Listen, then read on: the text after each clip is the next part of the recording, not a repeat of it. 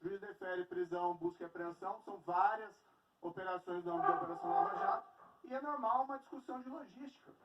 Tem aqui a senadora Selma, que atuou muito destacadamente como juíza lá no Mato Grosso, teve várias operações. É normal, depois da decisão proferida, haver uma discussão sobre questão de logística. Quando vai ser cumprido, como vai ser cumprido, e eventualmente pode ter havido uma mensagem nesse sentido. Isso não tem nada de revelação, de imparcialidade ou de conteúdo impróprio. Você pode conversar com qualquer pessoa que trabalha nos fóruns de justiça que vai verificar que isso é absolutamente corriqueiro normal, especialmente no contexto aí de uma grande investigação. Eu fui convidado, pouco antes do segundo turno, convidado não, fui sondado pelo ministro Paulo Guedes, falei isso publicamente, se eu me disporia a conversar sobre um possível convite para ser ministro da Justiça ou de Segurança Pública do governo Bolsonaro. Eu não conhecia o presidente Jair Bolsonaro. Existe um encontro entre nós, casual, que ocorreu no aeroporto, salvo engano, no ano 2016, também não tenho essa memória, mas na época foi amplamente noticiado, em que eu encontrei ele rapidamente e o cumprimentei. Vim a encontrá-lo novamente, no dia 1º de novembro de 2018, quando ele formalizou o convite para ser ministro de Justiça e de Segurança Pública. Qual foi o meu propósito que eu já falei publicamente?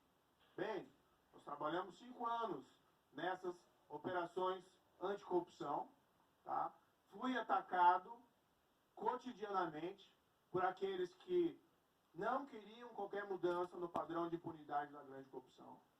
E sempre ficou uma sombra de um retrocesso, de que um dia havia uma virada de mesa e tudo aquilo que tinha sido feito teria se perdido. Seria perdido. Eu vi no convite para ser ministro da Justiça e Segurança Pública uma oportunidade para consolidar esses avanços anticorrupção. E também avançar no que se refere ao combate ao crime organizado e criminalidade violenta. Foi por isso que eu aceitei, falei isso publicamente, e é isso que eu estou fazendo no Ministério da Justiça e da Segurança Pública. Quando eu emiti a sentença condenatória contra o ex-presidente, aliás, confirmada pelo Tribunal Regional Federal da 4ª Região, vários embargadores, confirmado pelo Superior Tribunal de Justiça igualmente, depois ele foi condenado por outro juiz, certo? Mas quando eu proferi essa decisão, lá em 2017, não tinha menor contato com o atual presidente Jair Bolsonaro. Olha, desde que eu assumi, eu coloquei muito claro, eu sou ministro da Justiça e Segurança Pública, eu não sou advogado, para defender quem quer que seja, e o que a minha responsabilidade eu não tenho um envolvimento na investigação dos casos concretos. Eu vou apenas dar estrutura aos órgãos vinculados ao Ministério para realizar o seu trabalho. E é o que nós temos feito. Então, nós temos a Polícia Federal. A Polícia Federal, ela está com um déficit nos seus quadros. Os últimos governos negligenciaram, de certa maneira, o preenchimento desses quadros. Difícil saber aí se o problema era só a questão da crise fiscal ou não. Mas, enfim, há um concurso em andamento para chamar 500. Nós estamos chamando mais 500, exatamente para dar perna à Polícia Federal para poder realizar melhor o seu trabalho. Existem outras investigações que não se encontram nas minhas mãos. O ministro da Justiça não é responsável por todas as investigações que correm no país. O meu papel, o que eu disse muito claro, a Polícia Federal, desde o início que assumi esse governo, trabalhem com autonomia, façam o seu trabalho. E isso que eu tenho feito. Estão sendo publicadas há dias supostas mensagens que podem ser interpretadas como influência do senhor na atuação do Ministério Público. Mas quem conhece o nosso sistema jurídico sabe que conversas entre procuradores, juízes e advogados acontecem. É comum a expressão embargos auriculares. Eu queria entender que crime haveria nessas trocas de mensagens até aqui divulgadas. O senhor tem preocupação que as divulgações de supostas conversas possam manchar ou impedir investigações da Lava Jato no futuro? Tem preocupações, senhor ministro, que o público se volte contra os poderes federais, especialmente considerando as recentes divulgações? está sendo apurado a respeito desses vazamentos? Ministro. Bem, eu agradeço as considerações, senador. Realmente é uma série de projetos importantes lá dentro do Ministério da Justiça. E nós temos observado, de fato, essa redução estatística do número de crimes. Hoje nós temos estatísticas oficiais através do SINESC. Realmente os dados têm apontado, nós temos os dados até fevereiro, uma queda na taxa de assassinatos de 23%. Claro que não é um mérito do governo federal, exclusivamente, os governos estaduais também estão trabalhando duro para a redução desses crimes, e a questão da criminalidade há muitas causas aí na redução. Mas isso indica que estamos no caminho certo, embora haja muito a ser feito. De fato, como Vossa Excelência colocou, é normal no Brasil esses contatos entre juiz, advogado e Ministério Público ou com policiais. O que tem que ser avaliado é o conteúdo desses contatos. Tá? Como coloquei, não posso aqui reconhecer a autenticidade porque não tem essas mensagens mais, que elas podem ter sido parcialmente adulteradas para gerar esse tipo de escândalo. Mas o fundo é que teve muito sensacionalismo.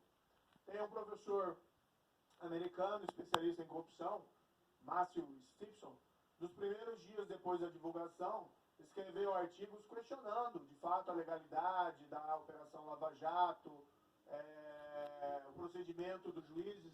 Depois, com alguma maior reflexão, alguns dias depois, ele escreveu um artigo em inglês. Ele tem um site Anti-Corruption, Global Anti-Corruption.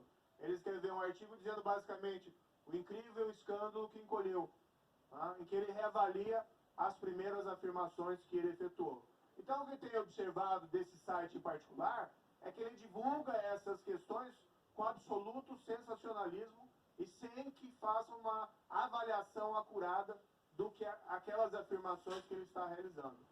Conversar com o advogado, saiu um artigo aqui no Estadão, Estado de São Paulo, de um dos advogados da Operação Lava Jato, advogado Luiz Carlos Dias Torres, saiu no dia 15 de junho, e ele fala que teve contatos comigo, verbais, que foi recebido. Eu recebi os advogados nas minhas salas.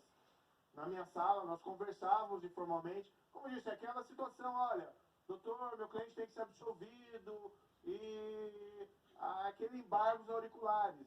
E o juiz muitas vezes fala, olha, em relação ao seu cliente tem isso, isso e isso. Se tivesse um elemento que infirmasse, ou o que o senhor explica sobre isso, assim como conversa muitas vezes com essas mesmas questões com procuradores ou policiais, só que na outra linha. Não é um adiantamento de decisão, não é um conselho, mas é uma interlocução informal que é normal em qualquer fórum de justiça. Pega qualquer juiz aí, procurador, promotor, advogado, e vai verificar que isso é absolutamente normal. Agora, o dado objetivo que eu passei aqui no início é demonstrativo que não tem nenhuma espécie de conluio.